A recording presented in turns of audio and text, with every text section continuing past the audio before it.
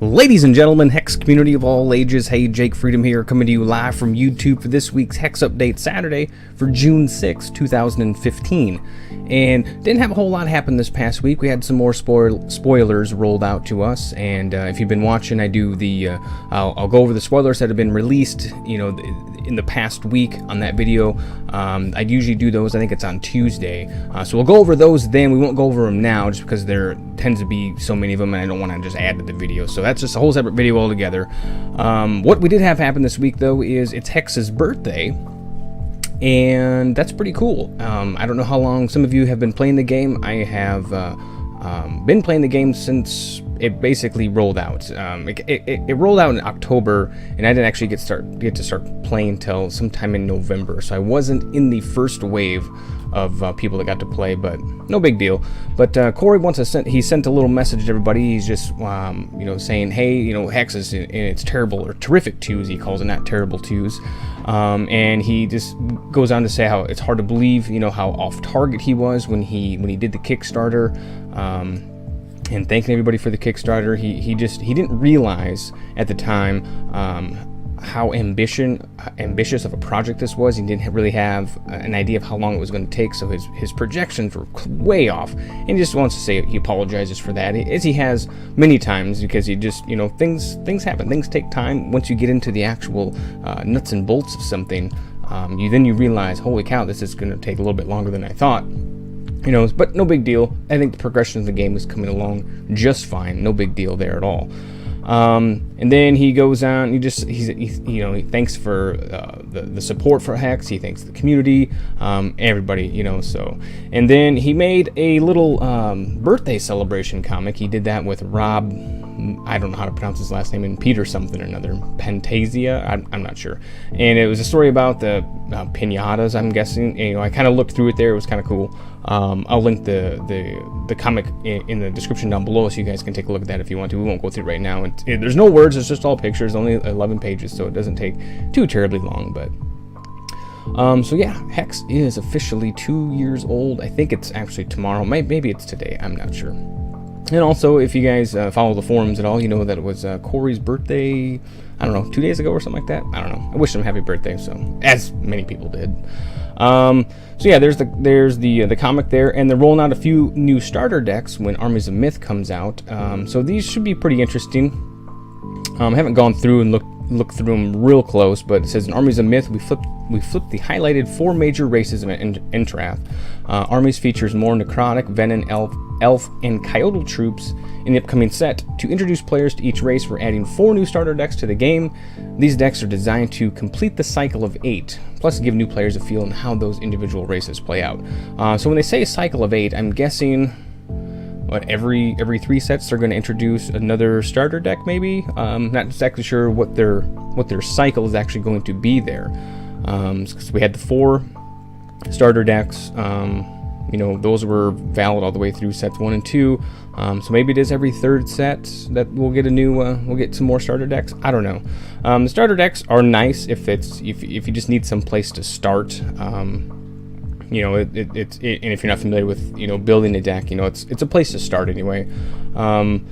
Sometimes the value of the deck can be questioned because I think they charge $10 for them, and sometimes the value of the cards inside isn't quite worth that. But not only you're not just buying the cards, you're actually buying the deck itself. So if you are brand new to the game and you did want to build that deck, you might sometimes be able to find some of the cards cheaper, build the whole deck cheaper if you just go through the auction house. But that's entirely up to you. So that's pretty cool. And they say they're also going to improve the tutorial and the starter trials in the upcoming patch. The tutorial now takes about 1/3 the time it used to, and it's far more exciting. You get to attack with the rampaging Tarasca. I can never pronounce that name. Tarasque, I'm going to call him. I think it's rampaging Tarasque. Could be something different. I don't know. So along with the new set, we also get 20 brand new champions. I was a little surprised at this. I was like, holy cow. I went through some of these. Some of them are actually pretty decent. Others aren't so great, I don't think. So we'll just quickly flip through these here. We'll start with the top here. And this is the Benvolio, which we see this one in the in a spoiler somewhere. This one's for 4 charge points and 2 threshold of ruby. Draw a card. If the drawn card is a non-resource card, it gets at the end of the turn discard this. Next one here is Boris Blastforge, 2 sapphire threshold, 2 charges. Target troop gets flight this turn. Yeah, that might be useful. That one's not too bad. Then we got Bryson Maplewood for these are multi-shard champions too, by the way. So this is Diamond Ruby. If you control more troops than each opposing champion for 4 charges, target troop you control gets +1/+1 and Swift Strike. That one might be useful. And then we got Karak the Scavenger, 2 blood, 4 charges. Transform target troop into your graveyard into a zombie. Put that troop into your hand. Maybe. Then we got Kakibunny Yuka, and for 2 blood and 5 charges, target champion discards a card. This one I don't like at all. I'm not a big fan of that one. Next one is Cressida, maybe? Cressidia? I don't know. Cressida, I'm going to call it. And this one is for Ruby Wild, 3 charges. You can gain temporary resource. That one, that one's pretty viable, I think. And we got Dreaming Fox, a single sapphire threshold, 7 charges. Create an Oracle song and put it into your hand. I think that one costs way too much. If it actually did the Oracle song, like if it actually drew you 2 cards, maybe that would be. But I don't know. I'm not a big fan of that one right now. And then we got Knight's Bane Ovio, I don't know, Ovo, I'm going to say, maybe. Sapphire, 3 charges, and revert target troop you control. Possibly, that one could be a good one.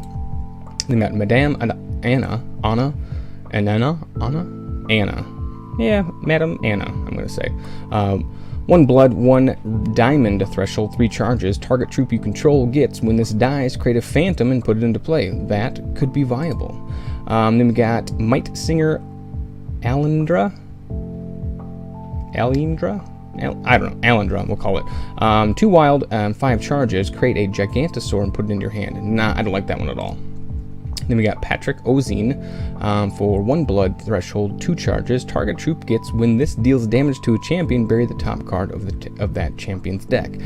That's viable. I like that one, especially in the mill. Whether or not mill will ever become a viable playable deck, we'll see. But I do like that guy. And we got Prairie Meadow for a single diamond, 4 charges. Target troop gets, the next time this would be dealt damage this game prevented. That one could be viable too. And then we got Roshi Manabu, and for 1 wild threshold, 6 charges, gain 1 health for each troop in your graveyard.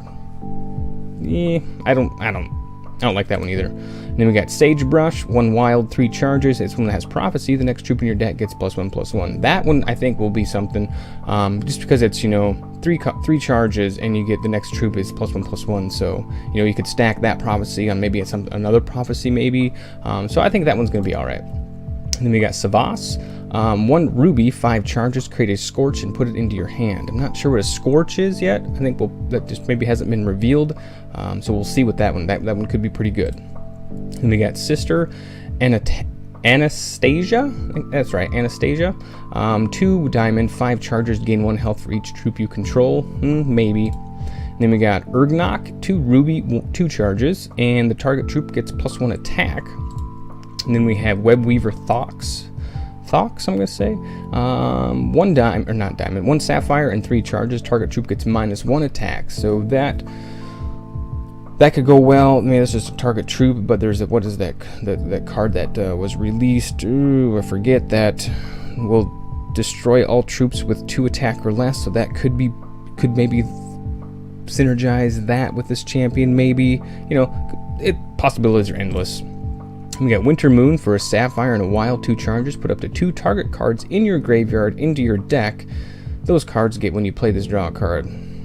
Yeah, that one's not horrible, since it's only 2 charges and they go into your deck. So you never know. That one's not bad, but it's not great. Then we got Zorzim of Koru. I don't know. A blood and a sapphire threshold, 3 charges. Create 3 spiderling eggs for each opposing champion, put them into their deck.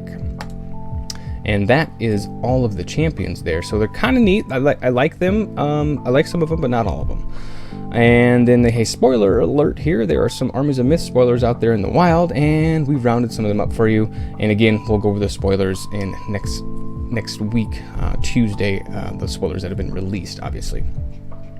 So that is kind of a cool update. I really like the that we're getting 20 new champions. It should really open up the door for some, maybe some new decks out there. I'm really hoping that set 3 brings in a new state of standard, because it's kind of stale. The Cerulean Mirror Knight decks, Gore Feast decks, they need to go. Need something new to come up. Another thing too is they announced the winners for the flavor text, and I did enter this. I'm not sure how many of you guys did, and I didn't win, darn it. But Idolmaster did. He was the one who was the card text was chosen, and it was pretty cool. And it is Boss. Don't the Coyotes see the future? You're right. Double the payload. So kind of a cool flavor text there. Mine wasn't near that good. And then they had some other ones down here, honorable mentions, second and third places. So congratulations to all those guys if you did enter. And if you won, great. I don't know if you did or not. I probably not, but anyway. So that is the update for this week here. Again, 2 years the game is in. Wow, that is crazy, crazy, crazy. So if you saw my post, I think it was last night sometime, I'm feeling kind of generous, so we're going to actually do another Primal Pack today. Even though we did one last week, we're going to do one today, and then we won't do one next week, and then we'll still do one again at the end of the month. So we'll end up doing like what? How many Primal Packs will we do? We'll just end up doing 2 this month, so we'll just have 2 weeks of normal packs. So hopefully you guys are excited about that. All right, let's go ahead and get into that. I don't think there's anything else. A quick note. I haven't seen anything on the Wizards of the Coast HEX lawsuit in a long time, and I come across an article, and it was basically talking about how Wizards of the Coast, they were suing HEX on 3 different things, and one of them was how the card design was patented, or it was functional IP or something like that. And basically, I think that one got thrown out because the card layout provides no functionality to the actual game. So that one's gone, at least. At least that's the way it read. I don't talk about the lawsuit much just because I'm not a lawyer and I don't want to iterate anything wrong and anything like that. But from what I read, it appears that it's getting thrown out, but I could be wrong. I think that article was on. I think I found it on the Reddit for HEX TCG, and if you guys want to check that out, go ahead and you can read through it. But yeah, I find that stuff kind of interesting, kind of not, but all right. So again, at the end of the video, I will go ahead and select the winners from last week's Primal Pack, and then I'll get those cards mailed out to you. But first, without further ado, let's go ahead and crack this week's Primal Pack and see what we get. Hopefully it's some good stuff. I don't know if we're going to be able to beat last week's pack with the double dragons, but we'll see. Here we go. And we have not a bad pack. It could be better, but let's start with the legendaries. We have Wrathwood Master Moss. We have Army of the Arcane Cinder. Those are the 2 legendaries. And for the rare, we have Constantina, Dishonorable Death, Subtle Striker, Warbot Dropship, Gortezuma High Cleric. That one's always tough to pronounce. And then we got Drowned, Shine of Ulthar, I think it's called, Ulthar, Ingenious Engineer, Crackling Vortex, Shoggoth, and we have a Samson Lead Ballistics Engineer, and we have Feral Domination, Drew's Unrelenting Fists, and Furious Wrathbringer. That is this week's Primal Pack. That pack just looks so familiar, like I've seen it before. Have we opened one up like this? I don't know, I have to check. It just seems really like all those same cards were in another pack that I opened up. I'm not sure. So that is this week's Primal Pack. Don't forget to leave me your top 5 picks in the comments down below. And also, I've come across some people who forgot to put their in-game name. You got to do that. So if you win, I know who to mail the card to. So that is this week's HEX update. If you liked the video, give it a thumbs up. If you want to let me know something else other than your top 5 picks, be sure to leave a comment down below. And of course, as always, if you want to see more of these videos, be sure to click subscribe down below, and we'll have another video for you soon.